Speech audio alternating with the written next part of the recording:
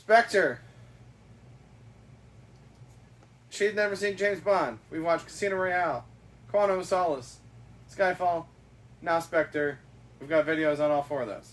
And then we're going to see... You mean 3 of those? No Time to Die. Well, this is the 4th one. Okay, well... And then we're going to go see No Time to Die. And we'll have a video on that. Big 3. Girls, cars, gadgets. Yeah. Okay. How'd we do? So, girls... There was 2 to 3. He was seen romantically with three of them. How much he did is unclear. Yes. Cars. There was more cars. There was the new fancy car, and then at the end there was the classic Aston James Martin. Bond car. Yes. Which was teased throughout the movie. Or at least once earlier, because they were showing it getting worked on. Yeah. And then gadgets. How many gadgets were there in this one? There were definitely more gadgets. There were car gadgets in this one. There were the car. Yeah, the car was a gadget. Like it had gadgets. Did he have any of his own gadgets though? I don't think the watch. He had the watch grenade. Yeah. That's a classic Bond style gadget. I mean, if we count the head drilly thing, that was a gadget. It's not James Bond's I wouldn't gadget. call that a gadget. Gadgets are like things that you can take with you, and particularly Bond gadgets. They're usually things that look like other things. It's like a grenade that looks like a watch, or like a laser There that looks was like a a cigarette. mention of an exploding pen. Right, that's a reference to GoldenEye, which is an older movie in which there is an exploding pen.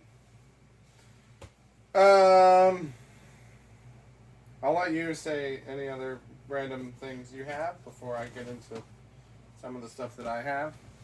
So. She fell asleep during this twice.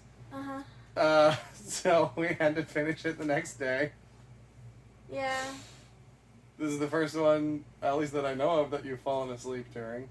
Yeah, it is the first one we've fallen asleep during. This was the first one that we did 2 in a row, right? Because we watched Skyfall first, and then we watched this after. All the other ones we just watched on their own. No, we watched the first one and then the second one right after, and then we finished it the next day, 30 minutes. Yeah, you're right. We didn't finish it though. We didn't finish So we this one have either. not successfully watched 2 in a row. Yeah. Okay, you are correct. Yes, and go, say. And your actually, thoughts. last night we watched 3 in a row, technically, because we finished the... Did we finish half an hour yesterday? The last half hour of... I don't even remember. I don't remember either. Today's Saturday. We started this on Tuesday or Wednesday. I don't know. I don't know. Doesn't matter. Anyway. So, girls, guns, gadgets. Wait, no. Girls, cars, gadgets. Discussed those.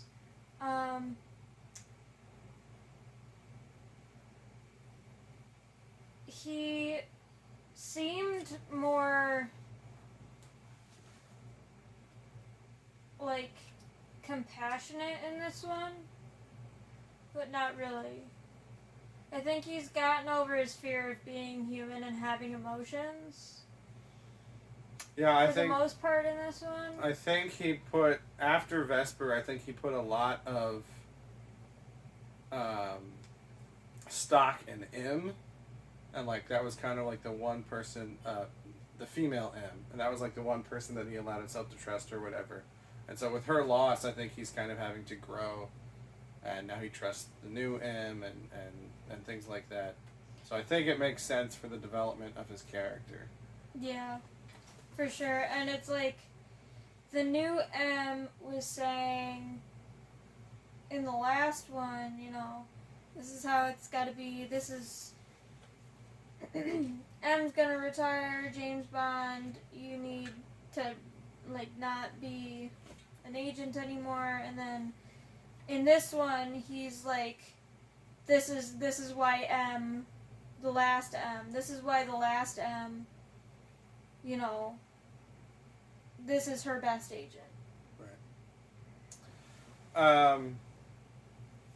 And so the new M is kind of, grown to know and trust James Bond. Right. They're both growing on each other. Mm-hmm. Which is, how it works when you have a boss that you like, and then you get a new boss, and at first you're like, I don't like you because you're not my old boss, but then you're like, okay, you're all right. How would you rank these 4 that you've seen? So far, I think it would be Skyfall and then this one. Okay. And then 1 and 2. So I think for most people, it's Skyfall, Casino Royale, this one, and then Quantum of Solace. And I was thinking about this earlier today. I think the reason people dislike Quantum of Solace and this one is because they rely on so much from other movies, whereas most James Bond movies before Daniel Craig were standalone, and Casino Royale is standalone. And even though Skyfall comes after Quantum of Solace, it doesn't really pick up the story. It's mostly its own story. But Quantum of Solace is very dependent on Casino Royale, and Spectre is very dependent on all 3 of them. So it's like, if you don't remember what has happened, if you haven't watched them fresh, I can see why people wouldn't get as much out of Quantum of Solace and Spectre. But because we watched all 4 in a row, to me, they all seem pretty comparable, pretty similar in terms of quality. I like Skyfall the best because it has the most of the classic elements of James Bond, like the bringing in Moneypenny and Q and the car, and a little bit of gadgets.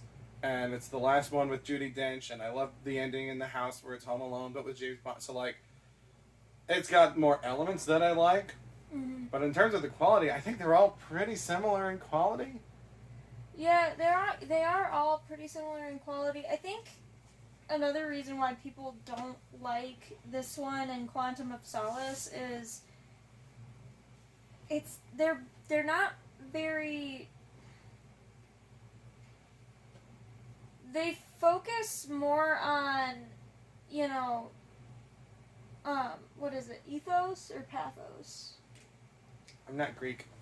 I think it's pathos, that you, focus more on emotions and, getting people drawn in with emotion and compassion and empathy.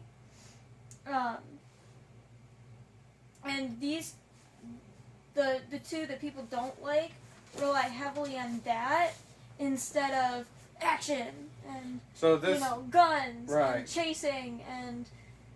Because this one, it's a lot about his relationship with Madeline, or at least that becomes a big part of it. And the second one is, all just him getting over Vesper. Getting over Vesper and then, forming a connection and understanding, what is her name? Camille? Camille, yeah. Camille's, feelings towards this general who, abused her family and killed them in front of her. So he's like, yeah, I totally understand that, dog. You need to do this just I need to... So what you're saying is people don't like an empathetic, sympathetic James Bond. Basically, want someone that doesn't care about anyone. Well, no, not necessarily. They want... I don't think that's wrong. I think they just don't want... At least not a focus on. Yeah, they don't want James Bond to be focusing on his feelings, getting over them, understanding them. Because Vesper wasn't really the focus of Casino Royale. Le Chiffre was the focus. Yeah. I gotcha. I think that's valid. I agree with you. And, another thing is, he was just... They don't want sympathy for James Bond. They want to enjoy his enjoyment of his job Because, let's face it, he enjoys his job, otherwise why is he doing it?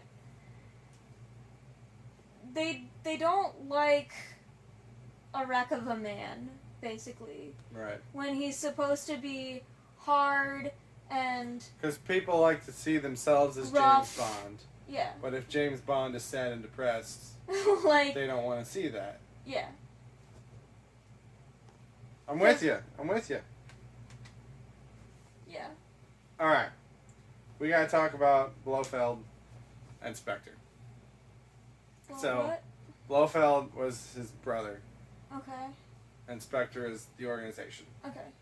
So, historically, Spectre has been the villainous counterpart to MI6, and Blofeld has been the counterpart to Bond. Like, recurring, right? Like, Batman and the Joker, Superman and Lex Luthor, James Bond and Blofeld, MI6 and Spectre. That's how it was in the books, that's how it was in most of the old movies. At some point, the movie studio lost the rights to be able to use Blofeld and Spectre. And so there's one movie where it starts with James Bond attacking and humiliating and seemingly killing Blofeld, but they never actually say that his name is Blofeld. It's just one of those things where, like, they're not allowed to call it that. And so they make it obviously him to people that know, and it's the opening sequence, and then he's dead, and they're like, okay, we're moving on to other things now, because they lost the rights to do it. And they haven't had the rights in decades. And they got the rights back for this movie. So to people that know that history, that's why they named it Spectre, because they were like, hey, we got Spectre back, come watch it, because Spectre's back, right? The classic organization. Yeah. Why did they lose the rights? Rights are complicated. Oh, okay. I don't know all the details. Gotcha. And so this reveal with him being Blofeld, it was like, if you knew enough about it, it's like, you know the head of Spectre is Blofeld, but there's that moment where James calls him Franz while he's getting his head drilled, and he walks over and he's like, Franz died, my name is Blofeld, and it's one of those, like, it's supposed to have a lot of weight to it, but if you know enough about the history of Bond to know about Spectre, you already know who that is. And if you don't, then hearing that name doesn't mean anything to you. So it's this weird thing that they want to have a lot of weight that doesn't actually have a lot of weight. Yeah. But like Blofeld is like Dr. Evil from Austin Powers, that was a Blofeld copy. And like the bad guy in Inspector Gadget, who's got his cat. Like Blofeld was the original that so many other spy franchises spoofed off of. He was the original evil guy in a spinny chair with a cat. Yeah, well, at least in like the spy genre. Gotcha.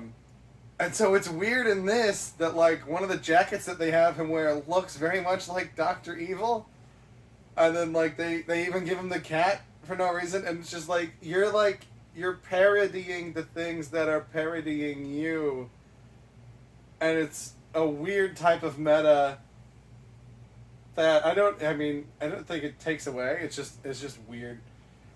Yeah. But yeah, so that was kind of a big deal that they got him back. I gotta address some things that I've heard other people talk about, so you probably aren't going to care much about this, so I'm going to mostly be talking to the camera. But one of the big things that people complain about with this movie is the idea that in Quantum of Solace, Quantum was this super duper secret organization that had their hands in everything, ran all the crime, and then in here it's revealed that Quantum was just one part of Spectre, which is a super secret organization that has their hands in everything and runs all the crime. And people think that that's stupid to have another level up, but I'm like, that makes sense in this genre. Because if you want to have a super secret organization that has its hands in everything and controls all the crime, you are going to be the king of backup plans. And what's the best backup plan for in case your organization gets discovered? To have another secret organization, right? So, like, I don't understand why people have such a problem with that. It's, like in the Marvel movies, there's the whole S.H.I.E.L.D. and Hydra thing, and nobody's complained about that, but it's the same thing. People complain about the net that they jump into at the end, but there's a shot of him looking up through this big channel and seeing the net. Multiple times. I can understand if people missed that, but the movie sets it up that he would know that it's there. And then I feel like there was one other big thing that I can't remember, so I'm not going to worry about it. The facial blindness. So after the first drilling, Blofeld tells him that if the needle finds a certain thing, he won't recognize anybody anymore.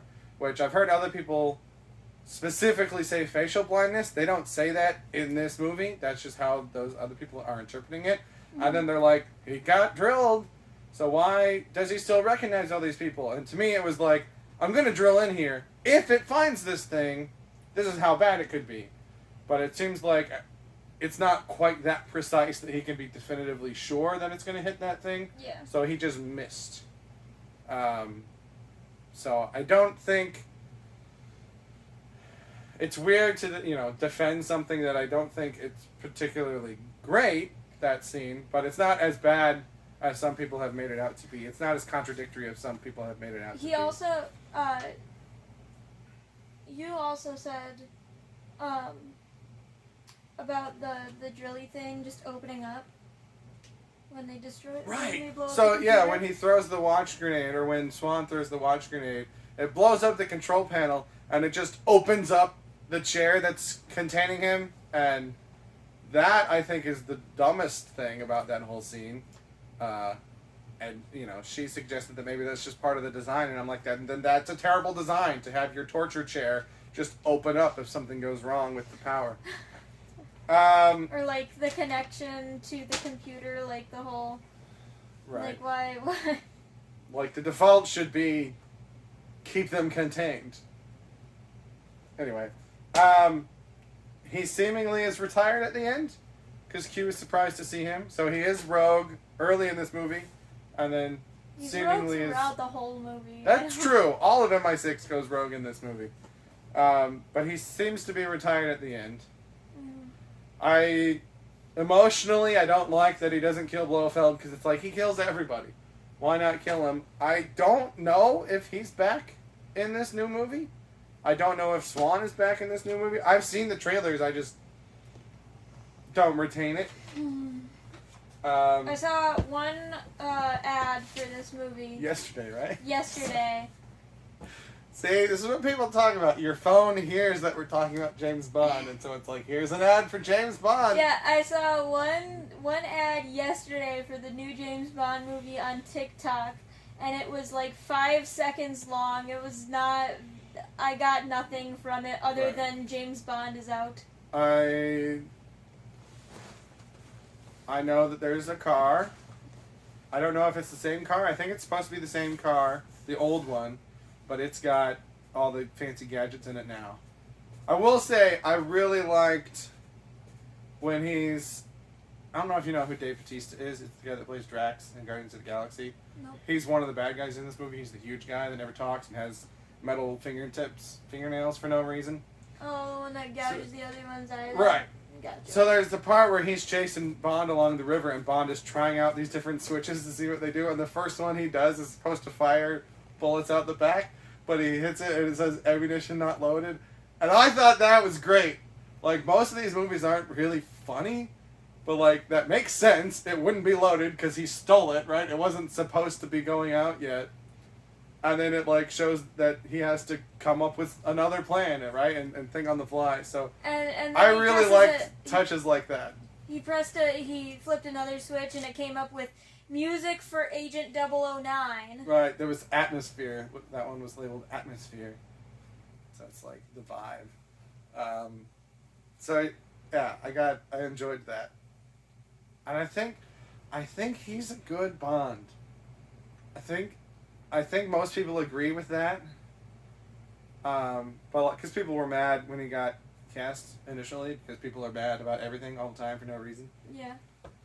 But I just think he does a good job, and so even though I don't know what this new one is about, I've watched all these first 4 now within a couple days, and it's his last one, and I'm ready. I'm ready for it. My body is ready. Any other thoughts? As a person who has never watched a single James Bond movie, basically only knowing what James Bond is through, like, Just general pop culture knowledge. yeah, general pop culture knowledge, cars, girls, gadgets.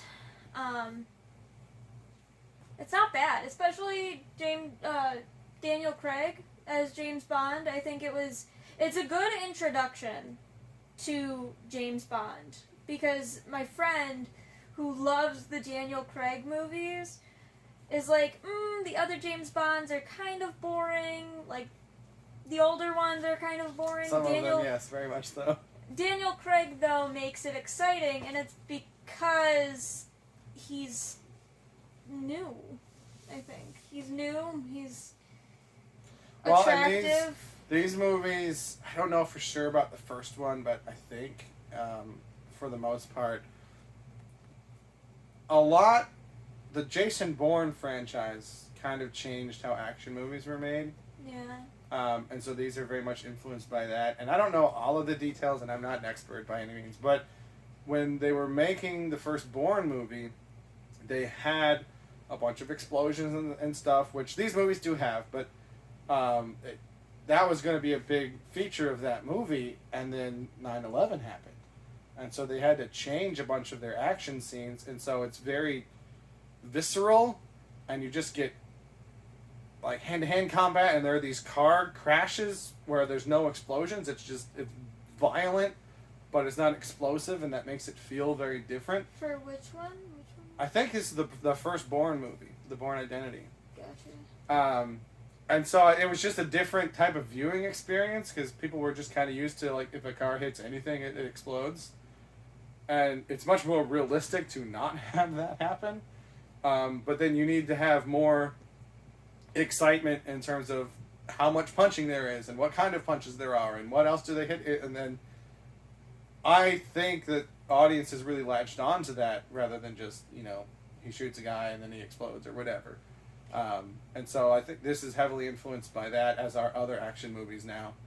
Yeah, I think... So I think it sets it apart. It's a different tone Yeah. than all the other ones. It's not just that it's newer. It's not just that effects are better. Yeah. It's that it's a different style of action. Yeah, for sure. And I mean, yeah, Daniel Craig is really good at James Bond. Like, I can't speak for any of the other James Bonds, obviously, but as an introduction to James Bond, it was a good experience, and I don't know if it would have been the same experience if we started with all the older ones. I think it's also helped by the fact that the story continues. Yeah, the story does... Because it doesn't do that with the other actors. Not really. It doesn't continue, but it's more or less, like, chronological. Like, it kind of matters what order you watch them in. Yeah. So, yeah, Skyfall is a little, and, it doesn't tie in as directly, but certainly Casino Royale, Quantum of Solace, Spectre are in that order. Well, definitely still, Skyfall is still chronological, cause... Yeah, it's just the characters don't tie in as much. Well, that's because it's not focusing on Right. It's not focusing on the main characters. It's focusing on MI6 as a whole, rather than just James Bond. Because MI6 is changing in Skyfall. So right. Yeah, no, I'm not disagreeing with you. I just Skyfall is less directly connected than the other three. It's not following the main storyline. Right. It's a side story. Yeah, which is yes. Gotcha. Good choice of word. Also called a word choice. My word choice is not great. So I don't know, because we've been talking about I'm going to make you watch all of them, and I don't know whether we should go chronological or if we should go like an increasing number of movies. So like one of the other actors only has one movie, one has two, One has 5 and one has like 7 or 8. So it's like, should we get the shorter ones out of the way first, or should I go based on how well I write? Should we do like the worst ones first, so then they progressively get better? You know, I don't know. If you have opinions on the best way for a newbie to watch all the James Bond movies, let me know. You know, and then after we do all that, then we got to do like the Austin Powerses and the Johnny Englishes and the Kingsmans and all the. My plan is to do Die Hard for Christmas. But he says if we do Die Hard for Christmas, he at least has to watch all of the Die Hards. It's true. Which, I mean, we can make a plan to do it at a later date. Like, we don't have to do them all in like. The other issue is just that there's a lot that comes out in December, so I'm already going to be watching a lot, so I don't want to tack on another. Well, we don't have to do all of the Die Hards in December. We can do Die Hard in November for all I care and post it in December. Yeah, that might be a smarter way to do it. Alright, are we done with this video? I think so. Alright, because then we gotta get ready to go see the new one. Yeah, we're going to see the new one too. Alright, well, thank you for watching. I can't reach the camera. I believe in you. Goodbye. Hey everybody, Sam Tom here. Just wanted to let you know that I have 2 channels. If you're watching my music content, I also have a movie channel where I talk about movies and TV shows. If you're watching my movie content, I have a music channel where I do song covers, instrument demos, things like that. So feel free to check that out. Obviously, like, share, subscribe, comment, all that YouTube stuff. Thank you very much for watching, and have a good day.